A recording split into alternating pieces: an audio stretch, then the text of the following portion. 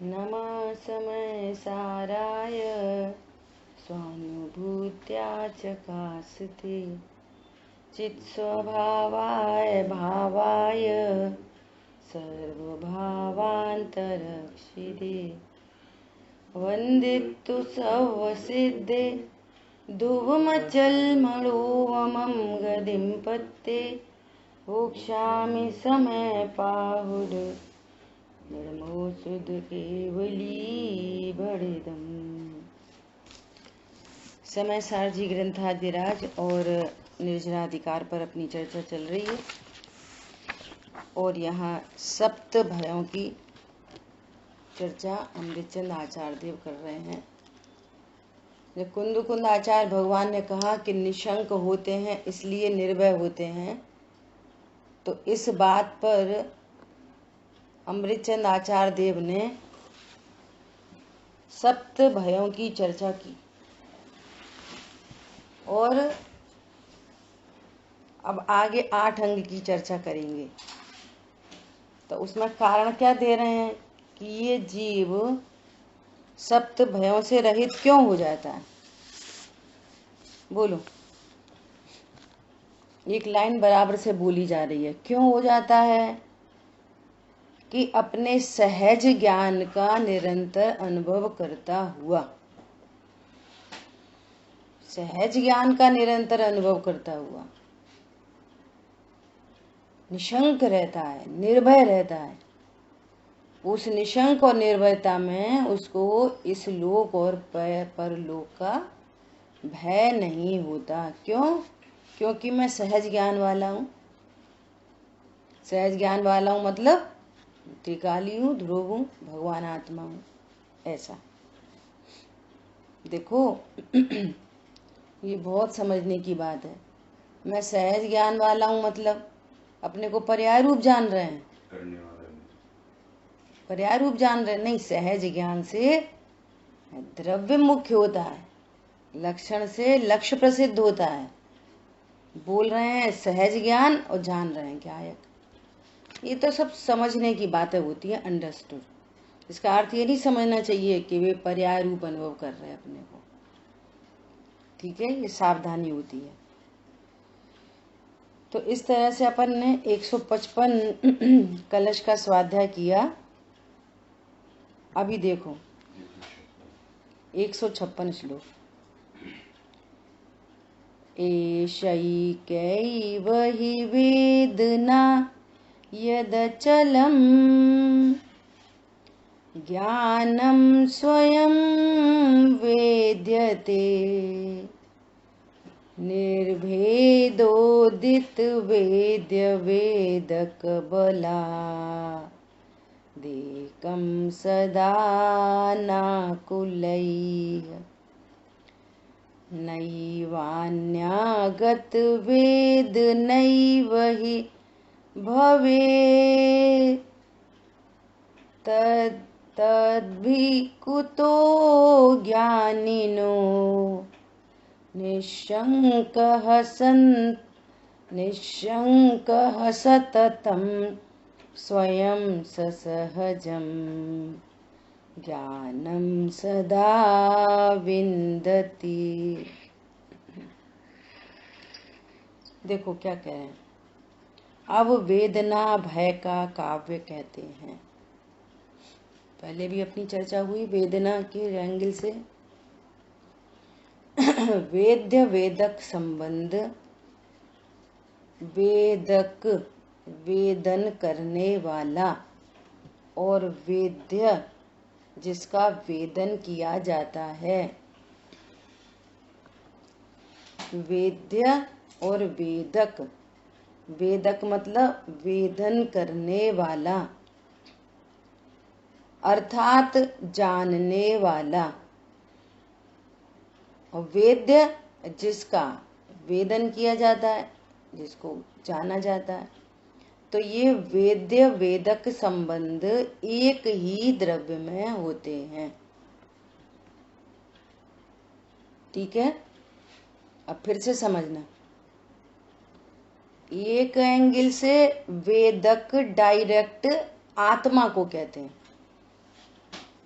वेदक कौन है? द्रव्य, ऐसे डायरेक्ट कहते हैं।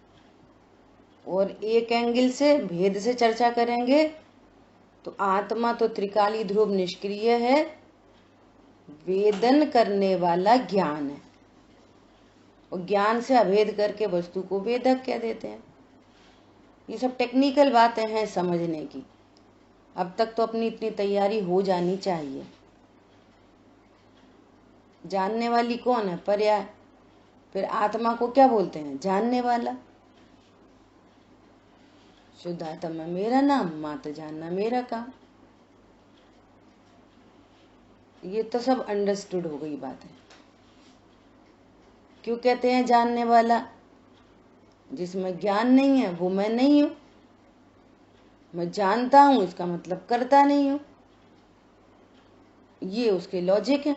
जानने वाला क्यों कह रहे? भेद से चर्चा क्यों कह रहे? अब भेद से नहीं बताएंगे तो वस्तु समझ में नहीं आएगी। ये सारे एंगल होते हैं। तो अब यहाँ पर कह रहे हैं वेदक और वेद्य। तो वेदक कौन है? ज्ञान। अभेद की भाषा में डायरेक्ट जीव को भी वेदक कह देते हैं। क्या बोला? अभेद भाषा में डायरेक्ट जीव को भी कह देते हैं ये वेदक है, आत्मा वेदक है।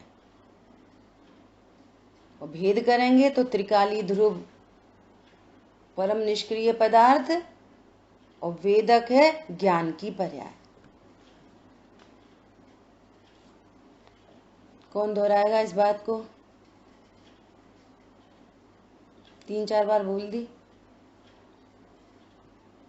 मैं बोल रहा हूँ उसको कि जो वेद से कहेंगे तो ये कहेंगे वेद वेदक में वेदक आत्मा है, और वही वही सहज ज्ञान है, वही जीव है। ठीक है। और वेद हो गया, नहीं वेदक तो आत्मा हो गया, और वेद जो ज्ञान में आया सो। और जब इसको वेद से कहेंगे तो उसमें वेद से कहेंगे मतलब द्रव्य और पर्याय की बात करेंगे। तो आत्मा वो निष्क्रिय है और जानने वाली पर्याय है, और वो वेदक है। ठीक है।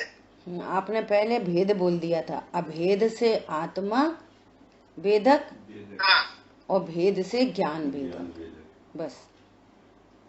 हाँ, ठीक है। अभेद से आत्मा वेदक, ये और कौन बोलिएगा?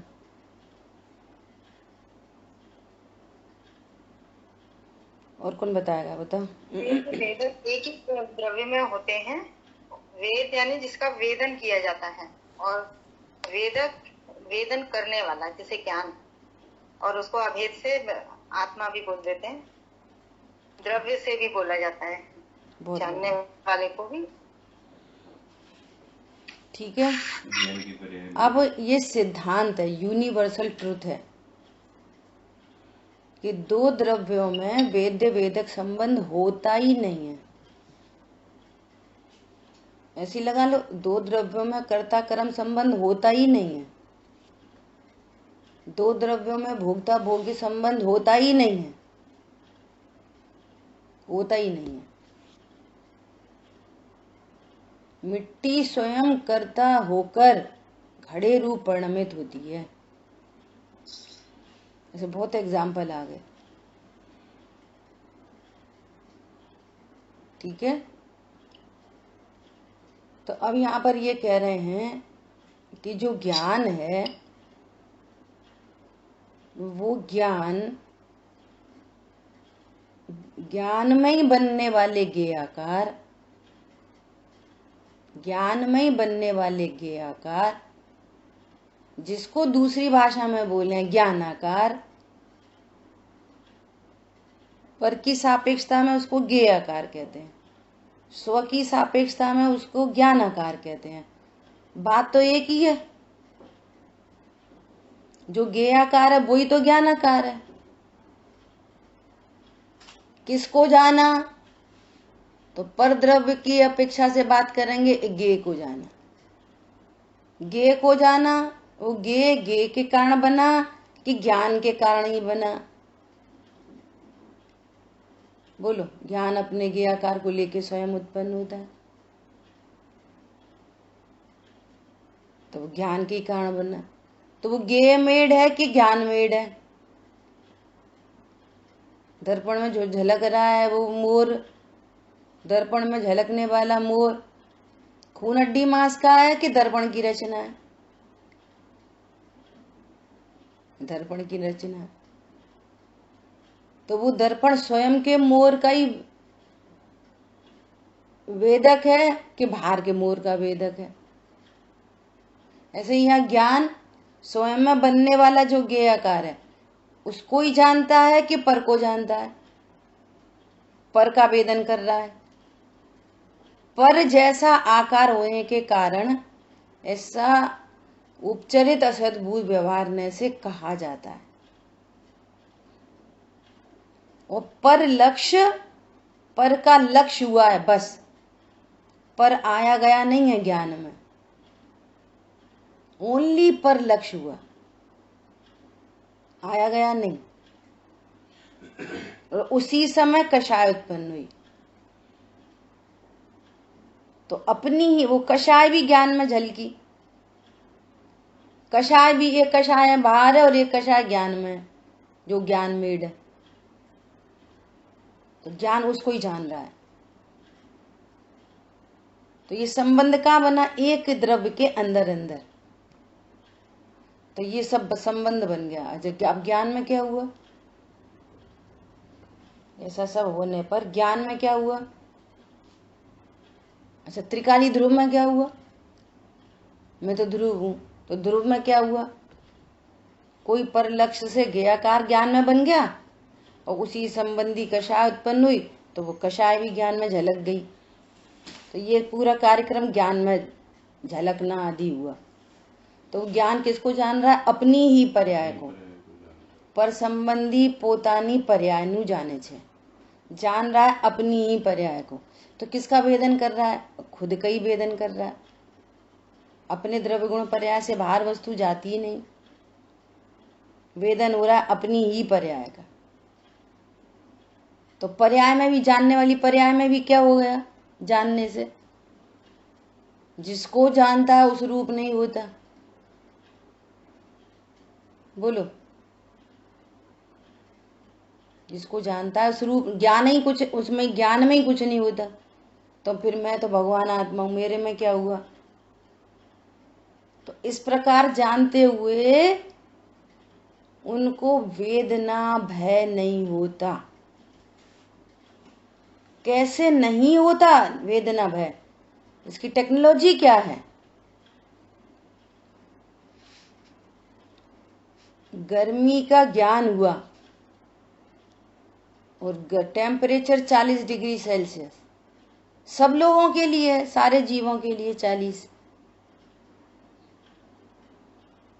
तो किसी को कम गर्मी ज्यादा गर्मी क्यों लग रही? बोलो। किसी को कम गर्मी ज्यादा गर्मी क्यों लग रही? अरे बोलो। एक जैसी, एक जैसा बाहर पर पदार्थ एक जैसा है तो सबको एक जैसी गर्मी लगनी चाहिए ना। सबके लिए 40 डिग्री है टेम्परेचर, तो कम ज्यादा का डिफरेंस क्यों आ गया? बोलो। कषाय के कारण। कषाय के पर लक्ष्य। अब जिसको जितनी कषाय, जिसको जितनी अनिष्ट की कल्पना, उतनी गर्मी। यहाँ पे अज्ञानता भी तो बोल सकते हैं। क्या अज्ञानता इस स्वभाव को वो जानता नहीं है, इसलिए गर्मी कम और ज्यादा लग रही है। तो वही तो बात चल रही है कि ये ज्ञान अपना स्वरूप नहीं जानता, तो कषाय उत्पन्न हो रही है, कषाय मंद तीव्र हो रही है। तो वेदन किसका कर रहा है? गर्मी का कि कषाय का? कषाय का। गर्मी तो जानने में आई बस, सो कोई ज्ञान में घुस नहीं गई गर्मी। और वेदन किसका हो रहा है? वेद्य वेदक संबंध एक ही द्रव्य में लगता है, पर को भोगता नहीं है, पर लक्ष्य होता है। गर्मी लगना मतलब क्या? गर्मी लगना, गर्मी का ज्ञान गर्मी लगना नहीं है। सुनो ध्यान से, गर्मी का ज्ञान गर्मी लगना नहीं है। जैसी कषाय है वो कषाय में कहते हैं कि गर्मी लग रही, अकॉर्डिंग टू कषाय। गर्मी लगना मतलब गर्मी का लक्ष्य होते हुए जो कषाय उत्पन्न होती है वो उतनी लगती है। समझ आ गई बात? वो ही कषाय है मुनिराज, वो ही गर्मी है मुनिराज के लिए, उतना ही टेम्परेचर मुनिराज के लिए।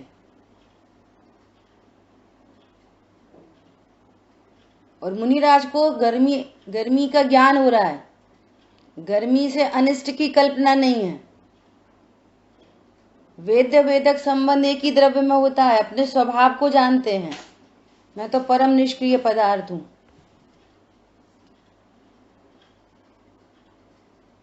और तीन कषाय चौकड़ी का अभाव हो रखा है, और तीन कषाय चौकड़ी की शीतलता बह ही रही है हर समय। संजुलन संबंधी कषाय मात्र है। कितनी गर्मी लगेगी? जितनी संजुलन कषाय उतनी लगना। गर्मी का ज्ञान इज डिफरेंट और लगना इज डिफरेंट, ये समझना। लेकिन तुम्हें बड़ी जल्दी हर बात बुरी लग जाती है। कहाँ लग जाती है? जितनी तीव्र कषाय उतनी लगती है, जितनी कषाय की मंदता उतनी नहीं लगती। बोलो तो सही जरा, एकदम भड़क भड़ाक। क्यों भैया इतना क्यों भड़कते? ये कषाय की ज्ञान में प्रॉब्लम नहीं है, जानना अलग चीज है और कषाय लगना अलग चीज है। ये सब जगह लगा लेना, सब जगह। भोजन की थाली है, दाल टेस्ट करी, नमक कम है, भड़ाक। क्यों? मैं दाल को भोग रहा हूं। किसको भोग रहा हूं? दाल को भोग रहा हूं। अब दाल में नमक कम क्यों? तो ये नमक कम की प्रॉब्लम नहीं है, ये लगने की प्रॉब्लम है। स्वरूप पता नहीं ना कि मैं दाल को चखता नहीं, दाल तो मेरे द्रव्य गुण पर की सीमा से बाहर ही बाहर है।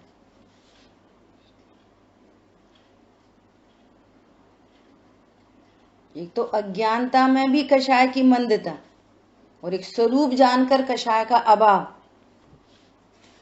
तुम गजब ही बात हो गई। इसलिए उन्हें वेदना भय नहीं होता। टेक्नोलॉजी कैसी है? अज्ञानी की टेक्नोलॉजी भी वैसी है जैसी ज्ञानी की टेक्नोलॉजी है। ज्ञानी ने स्वरूप जान लिया है तो उनकी कषाय का ही अभाव हो गया, फिर भी अप्रत्यख्यान आदि है तो स्वरूप पता है, निश्चिंत है।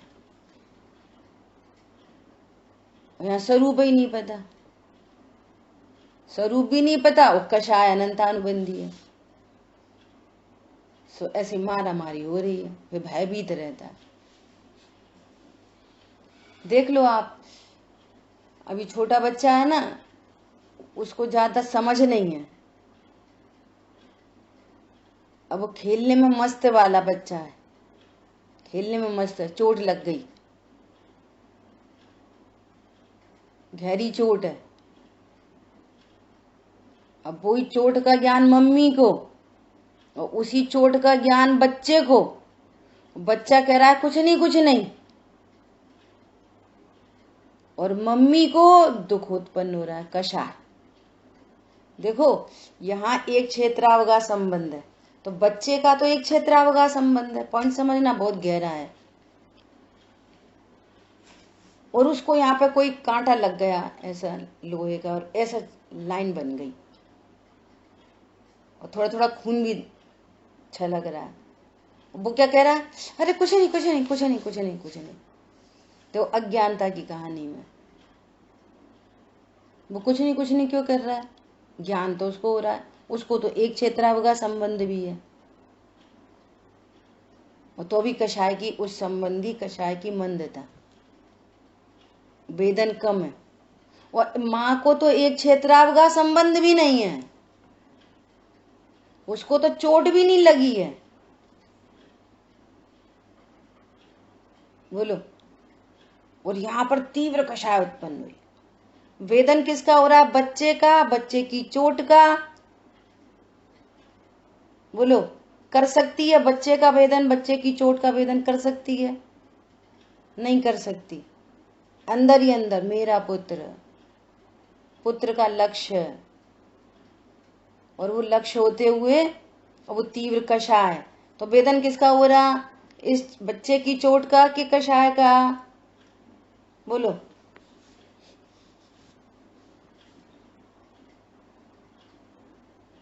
तीव्र कषाय का। तीव्र कषाय अपनी कषाय। कहाँ से आई, बच्चे में से कि बच्चे की चोट में से? वेदन किसका होता है?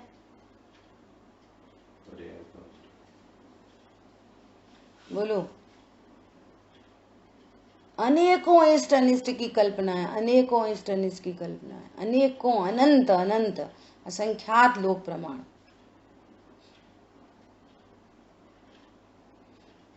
इसलिए कहते हैं भैया, कषाय को की रोका राखी कम ज्यादा का अभ्यास मत करो। अरे भैया अब कलेश हो जाएगा, कौन बोले, अपन तो चुप रहते। अरे तुम तो खूब बोलो, अनिष्ट की कल्पना का त्याग करो। जो अनिष्ट की कल्पना नहीं होगी तो फिर बोलने का भाव ही नहीं आएगा, रियल प्रोसेस में जाएंगे। रियल प्रोसेस में अपने को ज्ञान रूप स्वीकार करो, अपने को स्त्री स्वीकार करो, पुरुष स्वीकार करो, और फिर ऐसा बोलो भैया अब जो कोई कह रहा है कह दो, फालतू कलेश है, कौन कलेश करे, शांति रखो। और दुनिया के कितने धर्म आत्मा, निर्भय नहीं हो सकती परिणति, निश्चिंत नहीं हो सकती परिणति। मैं ज्ञान स्वरूप हूं, परिपूर्ण स्वरूपो हम, अविनाशी स्वरूपो हम। कोई पर पदार्थ विश्व में मेरे लिए इष्ट अनिष्ट नहीं है, कोई पर पदार्थ। ऐसा निर्णय करने पर, अनुभव करने पर भी कषायों के जाने में क्रम पड़ता है। जब निर्णय विपरीत है, वो कषाय की मंदता हो, तो बोलो कषाय का अभाव सुख शांति कब आएगी? विपरीत निर्णय में निकषाई पर्याय कैसे प्रकट होएगी? ऐसी बात है, वस्तु स्वरूप से देखो। इसलिए बार बार बोला जा रहा है घड़ी वाटर प्रूफ है, उसके स्वरूप से देखो। एक को पानी गिरने पर टेंशन हो रही है, एक को पानी में गिरने पर रिलैक्स। प्रश्न है ये रिलैक्सेशन कहां से आ रहा है? स्वरूप का ज्ञान होने से। स्वभाव चाहिए, मेरा स्वभाव कैसा है, द्रव्य गुण पर्याय से।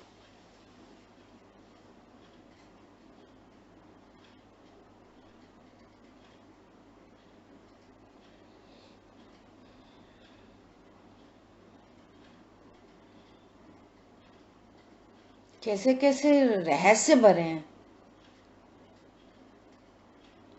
तुम ना पिछान्यो आन मान्यो, देव विविध प्रकार जी। या बुद्धि से ती निज न जान्यो, ब्रह्मज्ञानो हितकार जी। हे प्रभु, आपको नहीं जानकर, देव के स्वरूप को नहीं जाना, शास्त्र के स्वरूप को नहीं जाना, गुरु के स्वरूप को नहीं जाना। भैया गुरु के ऊपर उपसर्ग आते हैं, उनको वेदना भय नहीं होता। क्यों नहीं होता? अंदर में चले जाते।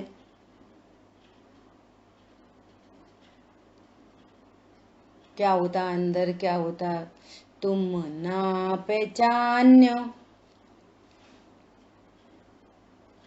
हे वीतरागी देव, हे वीतरागी मुनि, आपके सुख का क्या आधार है? जरूरत ही नहीं पड़ रही उनको उनके सुख का आधार जानने की।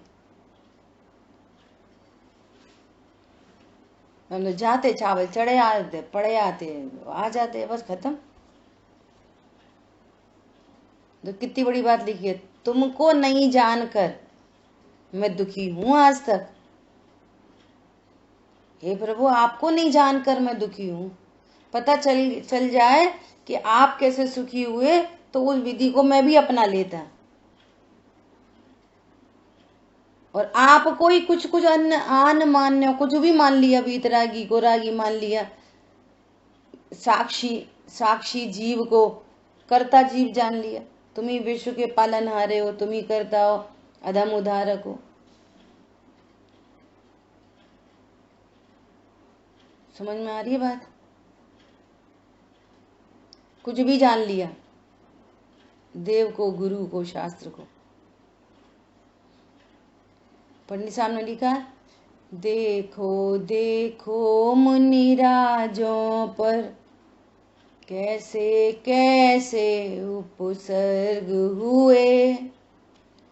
धन्य धन्य वे साधु साहसी, आराधन से नहीं चिगे। उनको निज आदर्श बनाओ, उर में समता भाव धरो। व्यग्र न हो, क्षुब्ध न हो, न एक्साइटमेंट की जरूरत है, न डिप्रेशन की जरूरत है। ऐसा है जिन मार्ग। इतनी सी बात पता चली, ओ भैया मर गए, हाँ बीपी हाई हो गया। किसका वेदन हुआ? कहानी का, किस्से का, बात का, पर का, कि अपनी कषाय का? विचार करो। ये भय कहां से आया? भय, और पता नहीं क्या हो जाएगा, टेंशन। बोलो। व्यग्र न हो, बुद्धि पूर्वक तत्व निर्णय करके ये विचार करना होगा कि किसी पर द्रव्य का वेदन नहीं होता, वेदन कषायों का है। पर में से दुख नहीं आ रहा,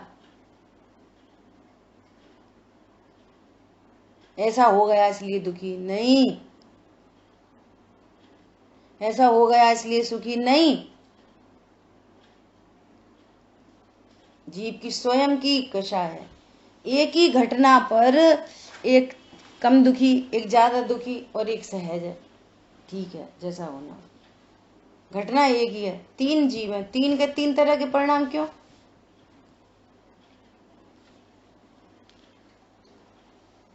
किसका वेदन है? परद्रव्य का। एक ही घटना से फिर सबको एक जैसा भाव, एक जैसा दुख, आकुलता, व्याकुलता एक जैसी होनी चाहिए। एक जैसी तो हो नहीं रही। वेदन किसका? परद्रव्य का।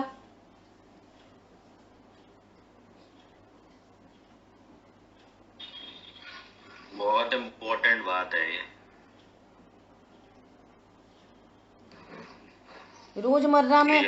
रोजमर्रा की चीजों में भेद विज्ञान करो।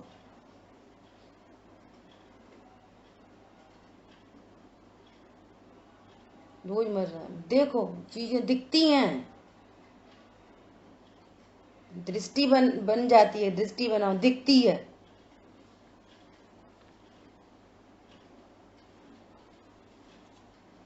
चीजें दिखती हैं, ज्ञान से सब दिखता है। देखो पढ़े आगे,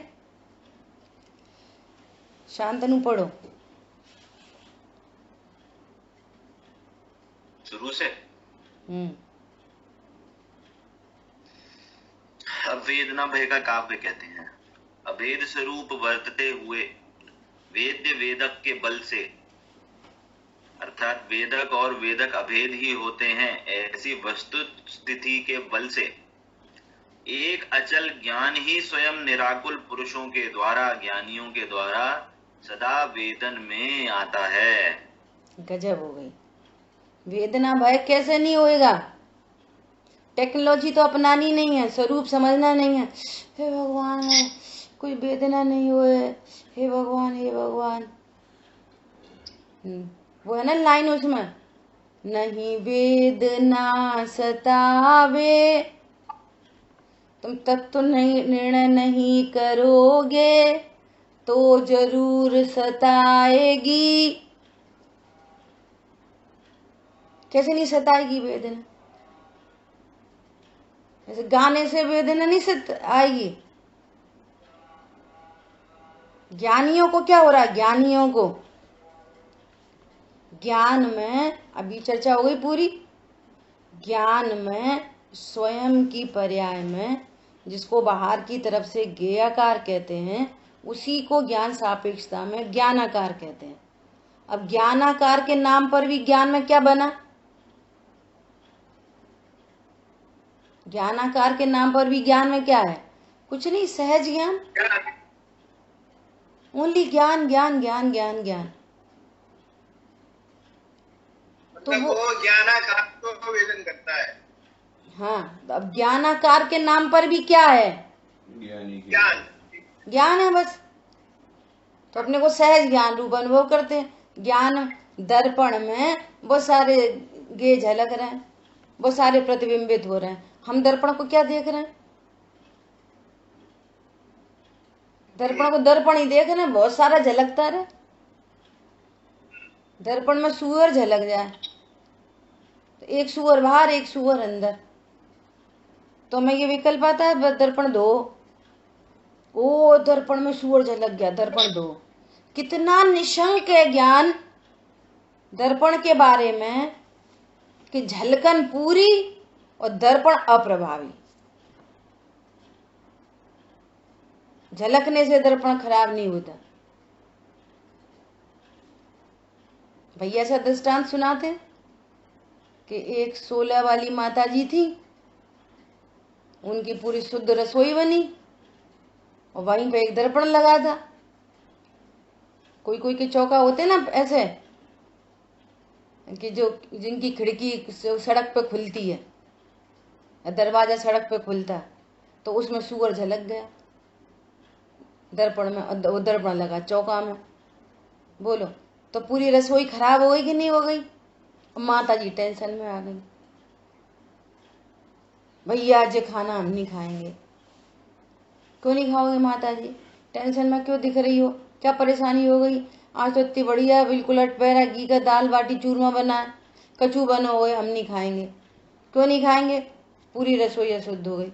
देखो देखो दर्पण में, शीशा में देखो सुअर है और शीशा चौका में।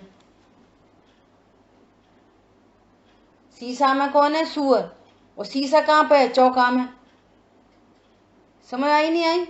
तो चौका शुद्ध हो गया कि नहीं हो गया? बोलो, दर्पण में है सुअर और दर्पण है चौका में। बोलो,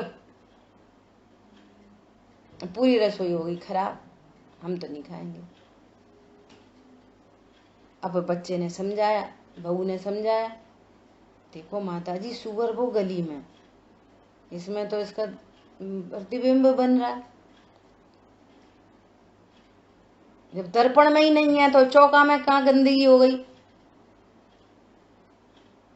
समझ में आ रही है बात? जब ज्ञान में ही कुछ नहीं है, ज्ञान प्योर शुद्ध निखालिस प्योर ज्ञान है, सहज ज्ञान है, ज्ञों से अतिक्रांत नहीं होता, तो ज्ञायक में क्या हो रहा है? ज्ञायक रूपी चौका में क्या है? बोलो, ऐसे निर्णय पूर्वक कषायों का अभाव होता है, और जितनी कषाय का अभाव होता है उतनी उतनी आकुलता, टेंशन, वेदना मिटती चली जाती है। ज्ञानी क्या अनुभव करते हैं? ज्ञान में वो वाला दृष्टांत याद आ रहा है, ज्ञानाकार के नाम पर भी क्या है ज्ञान में? दर्पण में सूअर के प्रतिबिंब के नाम पर भी सूअर संबंधी क्या है? कुछ नहीं, न गंदगी, न खून, न हड्डी, न मांस। बोलो। अच्छा, प्रतिबिंब के नाम पर भी क्या है? कुछ नहीं, दर्पण की स्वच्छता है ओनली। इससे समझ में नहीं आए तो वो थाली रख लो, छत पे बहुत बड़ी थाली रखी है, उसमें चांद सितारे सब झलक रहे हैं, चांद सितारे ऊपर, झलकन पानी में नीचे। तो पानी में चांद सितारे हैं कि नहीं? कि नहीं, चांद सितारे नहीं है, चांद सितारे की झलकन है। अच्छा, झलकन नहीं है, पानी का ही आकार है, पानी की डिजाइन है। अच्छा, पानी की डिजाइन के नाम पर भी क्या है? हाथ डालो तो हाथ किसी चांद से, सितारे से टकराएगा कि नहीं टकराएगा? बोलो। और रात में हाथ डालेंगे, पानी में हाथ डालेंगे तो आपको क्या मिलेगा? चांद सितारे तो मिलेंगे ही नहीं। चांद सितारे के प्रतिबिंब के नाम पर क्या मिलेगा?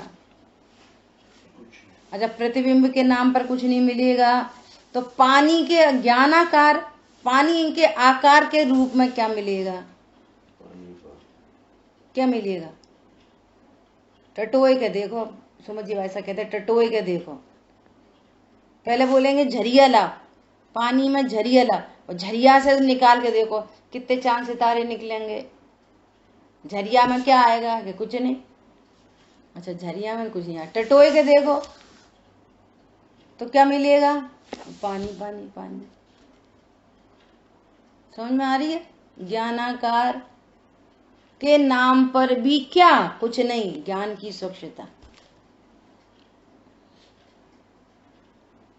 देखो कितना स्पष्ट लिखा है, अभेद स्वरूप वर्तते हुए वेद्य वेदक के बल से, वेद्य और वेदक अभेदी होते हैं, ऐसी वस्तु स्थिति के बल से एक अचल ज्ञान ही स्वयं निराकुल, एक अचल ज्ञान, एक अचल ज्ञान चलायमान नहीं होता, अचल ज्ञान ही स्वयं निराकुल पुरुषों के द्वारा। ये कैसे पुरुष हैं? निराकुल पुरुष हैं। लोकालोक झलकता ज्ञान में और अप्रभावी रहते हैं। हमारे अनंत भगवान कैसे हैं? लोकालोक झलक रहा है, अनंत बल के धनी है, संबंध ही नहीं है पर द्रव्य में कर्तृत्व के, भोक्तृत्व का, वेदन का। देखो, केवली परमात्मा को पूरा नरक झलक रहा, और पर से यदि दुख होए, पर को जानने से, तो सबसे ज्यादा दुखी केवली परमात्मा हो जाते। क्या बोला? पर के जानने से दुख सुख होता ही नहीं है, पर का वेदन होता ही नहीं है, जानने से दुख होता ही नहीं है। गलत जानने से होता है, अपने स्वरूप को नहीं जानने से होता। सकल गे ज्ञायक तदपि निजानंद रसलीन, अल्प गे ज्ञायक तदपि झंझट में ही लीन। उल्टा कर दो, 24 घंटे झंझट झंझट, राग द्वेष राग द्वेष, इतने से गेयों में झंझट झंझट झंझट झंझट। बात इतने कम गे ज्यादा की नहीं है, बात यह है अपने स्वरूप को नहीं जानते।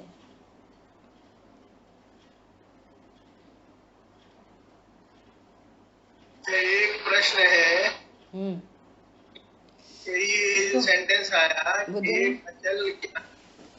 एक अचल ज्ञान ही सदा वेदन में आता है, स्वयं निराकृत पुरुषों के द्वारा। अब इस सेंटेंस के हमारे तो ये व्यवहार कथन हुआ ना, एक अचल ज्ञानी सदा वेदन में आता है। क्यों? तो वेदन को पर्याय कर रही है ना, यही तो मानेंगे, है ना। तो ये व्यवहार कथन हुआ, अवेद से वो क्या है? हाँ, तो ये भेद अभेद तो सब चलते रहेंगे ये। हाँ, समझ गए। कभी इधर से बात चलेगी, कभी इधर से बात चलेगी, फिर आप ये नहीं कह पाओगे कि ये व्यवहार का कथन है। अरे ज्ञायक और ज्ञान कोई अलग अलग थोड़ी है। ज्ञायक विंध्याचल पे रहता है और ज्ञान संध्याचल पे रहता है। मिठास कहीं होती है, चीनी कहीं होती है। अरे जो मिठास उस चीनी नामक द्रव्य का परिचय बार बार बार बार मिठास से करेंगे, तो मिठास और चीनी कोई अलग अलग थोड़ी है। अब यार मिठास की बात करें तो तुम चीनी को पर्याय रूप देखोगे तो भेद से बात करनी पड़ती है। जानने वाला क्या है तो तुम त्रिकाली ध्रुव को कोई जानने वाला जानोगे। अब भेद बोले तो भेद ही कर दोगे, या तो अभेद ही जानोगे या तो भेद करेंगे तो भेद ही कर दोगे। भेद से चर्चा चलेगी, अभेद को जानना, ऐसा ये तो रहस्य है बहुत। फिर ऐसा नहीं वो ज्ञान ही तो जानता, तो ज्ञान कोई और है, ज्ञायक कोई और है। अरे वही तो ज्ञायक है, ऐसा तो इतना बड़ा भेद भी नहीं करना, और बिना भेद के समझ नहीं सकते, तो वो भेद बताना पड़ता है। और भेद बताया तो भेद कर दो, अभेद बताया तो एकदम चिपका दो। तो समझा ही नहीं सकते। हाँ, इसलिए अमृतचंद कुंद आचार्य भगवान ने कि हमारे शिष्य समझदार होंगे, इसलिए उन्होंने पूरे समय सार में ज्ञान से ही बात करी है। आत्मा ज्ञानम स्वयं ज्ञानम ज्ञानादन्यत करोति किम। ज्ञान के अलावा आत्मा क्या करता है? इसलिए फिर अमृतचंद आचार्य देव को 1000 वर्ष के बाद, इतने सारे कलश लिखने के बाद, फिर उन्होंने परिशिष्ट में किसी को एकांत नहीं हो जाए, कोई वस्तु को गलत नहीं समझ ले, इसलिए उन्होंने लिखा कि ज्ञान मात्र में अनंत शक्तियां उछलती हैं, ज्ञान कभी अकेला नहीं होता। इसलिए शादवाद से चर्चा की। अरे भैया, जहाँ मिठास है वहीं सफेदी भी है, वहां उसकी गंध भी है, वहां उसमें वजन भी है, और इन अनंत गुणों का अभेद पिंड वो उसको चीनी कहते हैं। उसकी पहचान का चिन्ह ज्ञान मिठास है, इसलिए मिठास से बात की जा रही है। ऐसा ये सब बातें अंडरस्टूड होती हैं, सारी बातें, ठीक है। एक अचल ज्ञान ही स्वयं निराकुल पुरुषों के द्वारा, ज्ञानियों के द्वारा सदा वेदन में आता है। अब बाहर में कुछ भी हो रहा है, उसको तो ज्ञान का वेदन हो रहा है। सुनो ध्यान से। हाथ पे मच्छर ने काटा, हाथ पर मच्छर ने काटा, तो क्या पता चला? किसने काटा? मच्छर ने कि चींटी ने कि हाथी ने? क्या पता चला? बोलो, किसका ज्ञान हुआ? मच्छर का ज्ञान हुआ कि हाथी का ज्ञान हुआ? हाँ, कितना सरल प्रश्न है। काटा इसका ज्ञान हुआ। समझ में आ रही है बात? तो अब जो काटने पर जो दुख हुआ, दुख, तो दुख क्या थी? कषाय। तो कषाय का ज्ञान हुआ कि मच्छर का ज्ञान हुआ? कषाय का। अब सुनना, कषाय को जाना गया, तो कषाय का ज्ञान हुआ कि ज्ञान का ज्ञान हुआ? बोलो। ज्ञान का, इसलिए ज्ञान का ज्ञान हुआ। हाँ, ज्ञान का ज्ञान हुआ। अब बता ना, ज्ञान का ज्ञान हुआ कि ये पता चला ओ मैं जानने वाली वस्तु हूँ, मजा आ गया, ओ मैं तो ज्ञायक हूँ। अब choice is yours, choice is yours. आप मच्छर को प्रसिद्ध करो, सोच के हिंसा के प्रोग्राम बनाओ, मच्छर को प्रसिद्ध करो कि दुख को प्रसिद्ध करो कि ज्ञान को प्रसिद्ध करो कि ज्ञायक को प्रसिद्ध करो, चॉइस आपकी है। समझ आ गई बात? वो ज्ञान चाहे तो मच्छर को प्रसिद्ध करे, मच्छर ने काटा, मच्छर ने काटा, मच्छर ने काटा। अरे डेड बॉडी को मच्छर ने काटा तो डेड बॉडी करती है क्या मच्छर ने काटा, मच्छर ने काटा? तुम्हें ज्ञान हो रहा है ना, अरे इतनी जोर से लग रही है, इतनी जोर से लग रही है, तो कषाय का ज्ञान हुआ। कषाय का ज्ञान हुआ कि ज्ञान का ज्ञान हो रहा है, ज्ञान हो रहा है, ज्ञान हो रहा है। तो फिर तुम कौन निकले, शरीर कि ज्ञायक? ज्ञायक है। क्या हुआ? जब ज्ञान का ज्ञान हुआ तो फिर ज्ञान किस में होता है? कौन सी वस्तु है ज्ञान वाली? आत्मा, जीव, आत्मा। तो मैं आत्मा प्रसिद्ध हो गया, मैं आत्मा हूँ।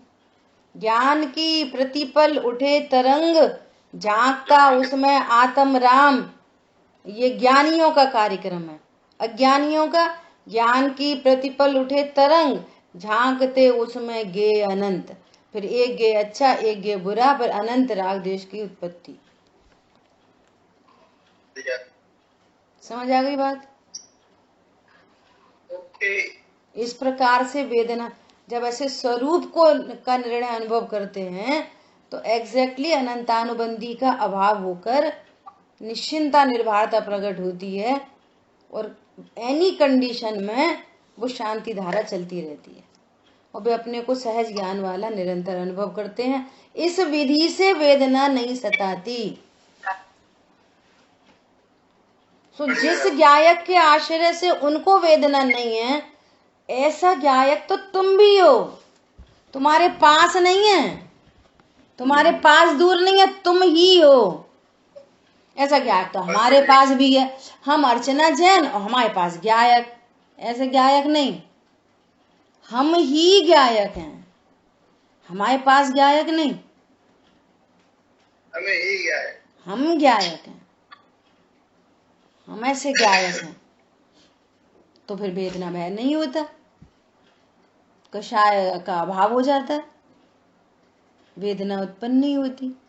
और नहीं तो तुम फिर गाते रहो, दिन रात मेरे स्वामी मैं भावना ये भाऊं, देहांत के समय में खुद को न भूल जाऊं। समझ में आ रही है बात? नहीं आई, नहीं आई। अरे ध्यान के समय तुमको न, खुद को न, वो भगवान ये कह रहे हैं कि तुम अपने को नहीं भूल जाना, और हम कह रहे हैं हम तुम्हें नहीं भूलना, हे भगवान तुम्हें नहीं भूलना, हे भगवान तुम्हें नहीं भूलना। का पटक रहे। हाँ, भगवान की यह आज्ञा है तुम खुद को नहीं भूल जाना, भगवान की आज्ञा में रहो। हमने पूरी जिम्मेदारी, हे भगवान हम भावना भा रहे हैं, हम तुम्हें नहीं भूल जाए, तुम हमारा ध्यान रखना। हमने पारसनाथ भंवर में नैया डाल दी, तुम्ही नीरगंध अक्षतान पुष्पाव लीजिए, दीप धूप श्रीफल आदि अर्घ दीजिए, पार्श्वनाथ देव सेवा आपकी कर दीजिए निवास मोक्ष। तुम नहीं भूलना, हम भूल जाए तो भूलिए नहीं कदा। ये गलत नहीं है, ये भक्तियां, ये राग गलत नहीं है, अपन ये नहीं कह रहे, आप गलत नहीं समझो इसलिए ये चर्चा कर रहे हैं। ये तो जब किसी से बहुत प्रीति हो जाती है ना, तो ऐसे अधिकार से मैं ये भाषा निकलती है। समझ आ रही बात? जब कोई बिल्कुल अपना बहुत क्लोज हो जाता है ना, उसके साथ फॉर्मेलिटी नहीं होती। इतनी क्लोजनेस होगी भगवान के साथ, भैया तो भगवान ये क्या है, दो ही दिखते हैं और कोई दिखता ही नहीं। इसलिए वो अतिरेक में ऐसे शब्द आते हैं, लेकिन वो व्यवहार से तुम परमार्थ को समझना। हे भगवान तुमको नहीं भूल जाऊं, दिन रात मेरे स्वामी, भावना ये भाव। अब तुम भावना सुनना, पंडित साहब की शैली, आप भावना भा रहे हो ना कि आपको नहीं भूल जाऊं, तो तुम चित्त लगाओ दिन भर विषय भोगों में और भावना भाते रहो। मुंह में रखो मिर्ची और भावना भाते रहो, हे भगवान मुंह मीठा बना रहे, खाओ मिर्ची और भावना भाव कि मेरा मुंह मीठा होता रहे। तो तुम्हारी कब भावना फलीभूत होगी? नहीं आई समझ में? भावना के योग्य कार्य किया जाता है। हमारी बहुत भावना है हम डॉक्टर बन जाएं और खेलो तुम गुल्ली डंडा कबड्डी, तो भावना से एक डॉक्टर बनता है कोई? बोलो। हमारी तो बहुत इच्छा है, भावना है कि हमारा बच्चा गद्दी पे बैठ के और ऐसा प्रवचन करे, हमारी ऐसी भावना है। तो फिर क्या करें? मंगलायतन भेज दो। भावना के अकॉर्डिंग आप लोक में काम करते नहीं करते, ऐसे ही यहाँ भावना के अकॉर्डिंग, हे प्रभु आपको नहीं भूल जाऊं। और भी प्रभु कह रहे हैं कि तू अपने को नहीं भूलना, ये तो जीव है। हमारे हमको याद रखने से कषाय की मंदता रहेगी, लेकिन अपने को याद रखने से कषाय का ही अभाव हो जाएगा। वो समाधि होएगी। वो जो रत्नत्र तुमने प्रकट की है वो बोधि, और वो रत्नत्र कैरी फॉरवर्ड हो गया समाधि। भवांतर में चले गए रत्नत्र, दे इधर ही छूट गई और वो रत्नत्र, और कोई वेदना नहीं हुई, कोई वेदना नहीं हुई। समझ आ रही बात? तैयारी करो भैया, सबके पैर कवर में लटके हैं, दो एक लोगों को छोड़ के। वो आयु का किसका क्या ठिकाना? तैयारी करो जबरदस्त एकदम, ठीक है? देखो क्या कह रहे हैं। अब आगे एकदम क्लियर हो गई, आगे की लाइन एकदम क्लियर कर रही है बात, पूरे कॉन्सेप्ट को। क्या? यह एक ही वेदना ज्ञान वेदन ज्ञानियों के है। ज्ञानियों को ज्ञान का वेदन है, अज्ञानी को भी ज्ञान का वेदन है, पर वो समझता है ज्ञेयों का वेदन, इसलिए कषाय उत्पन्न होती है। टेक्नोलॉजी तो एक जैसी है ना, वैसी केवली परमात्मा की। सकल गे गायक तदपि निजानंद रसलीन। टेक्नोलॉजी तो एक ही है, वे जानते हैं इसलिए अनंत आनंद है। सम्यक ज्ञानी जानते हैं, क्षण क्षण में छूट जाता है तो उनको अल्प आनंद है। अज्ञानी जानता ही नहीं है, इसलिए टेंशन में व्यग्र होता है, क्षुब्ध होता है, कभी एक्साइटेड हो जाता है, कभी डिप्रेशन में चला जाता है। इतनी सी बात में जिसका कोई सेंस नहीं है, जिससे देह का भी नुकसान नहीं हो रहा, ऐसी बातों में।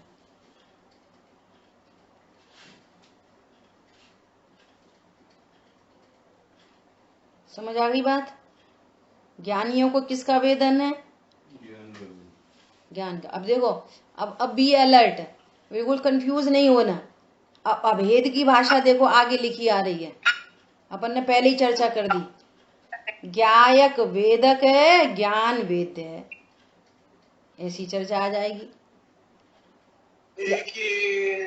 अभेद की भाषा में लिख दिया, आत्मा वेदक जानने वाला, ज्ञान वेद्य, अर्थात अपनी ज्ञान अपनी स्वच्छता को ही जानता, अभेद भाषा में ज्ञायक को वेदक कह दिया, जैसे ज्ञायक कहते हैं वैसे ही।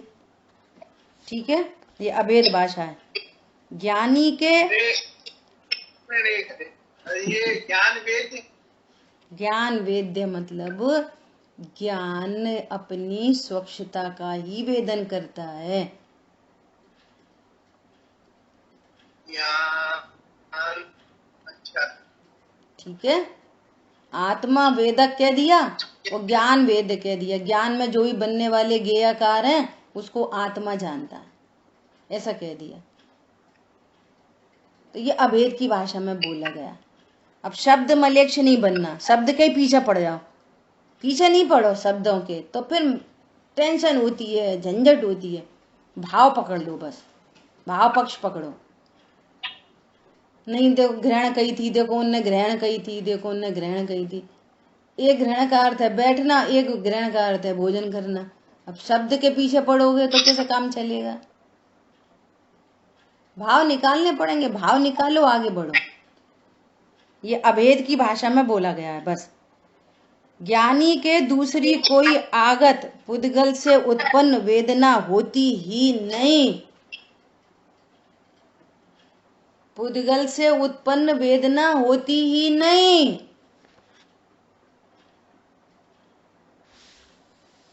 इसलिए उसे वेदन का भय कहां से हो, कहां से होगा? पुद्गल के परिणमन को, पुद्गल का परिणमन जानेंगे और ज्ञान के परिणमन को ज्ञान का परिणमन जानेंगे।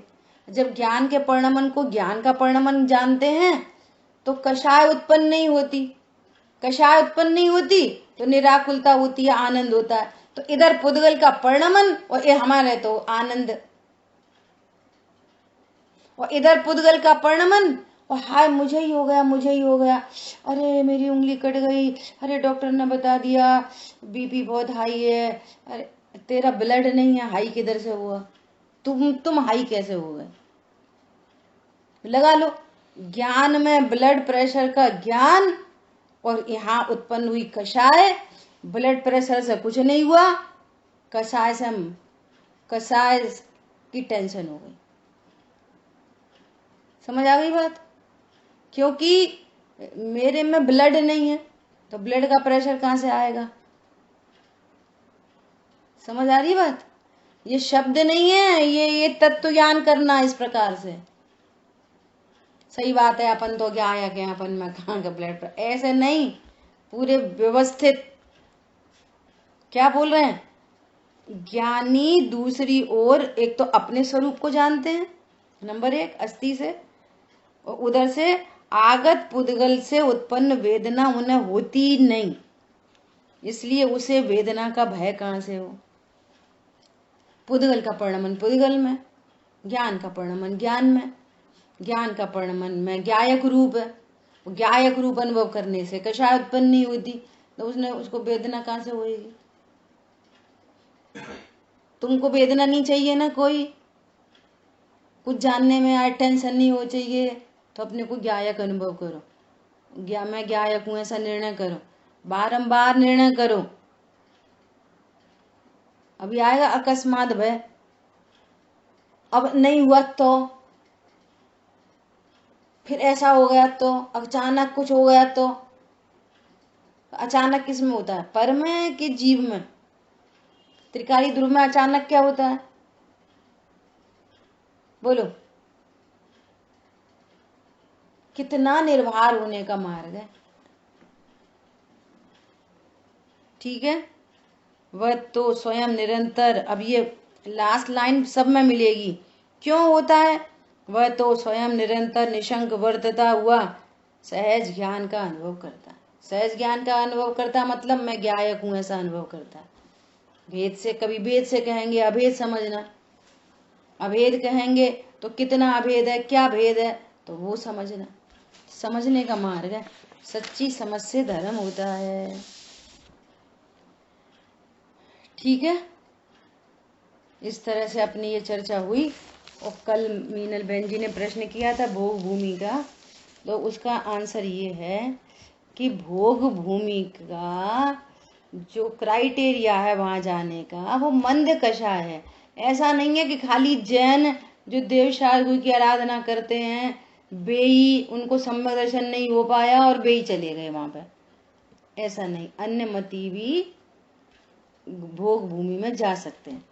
देखो अन्य मती जब स्वर्गों में जा सकते हैं तो फिर भोग भूमि में कौन सी बड़ी बात है, भोग भूमि में चले जाते हैं। ऐसा कुछ क्राइटेरिया नहीं है कि जैन ही जाते हैं, देवशाह गुरु के आराधक ही जाते हैं, ऐसा कुछ ये नहीं है। ठीक है, एक बात।